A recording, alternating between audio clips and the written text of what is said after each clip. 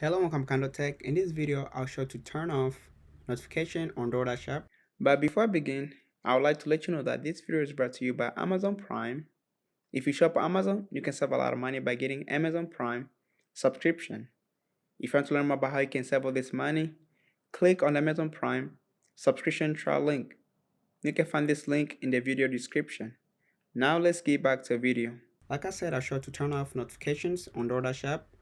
We'll start by opening up your device settings. Then once you open up, you're gonna arrive on this main screen right here.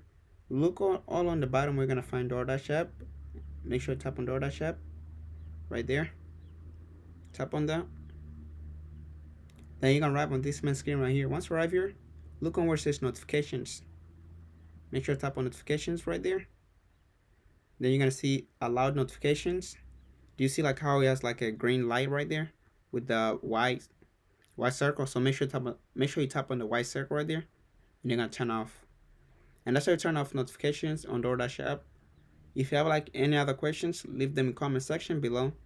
Don't forget to check out the Amazon Prime subscription trial. You can find them at video description. And thank you for watching.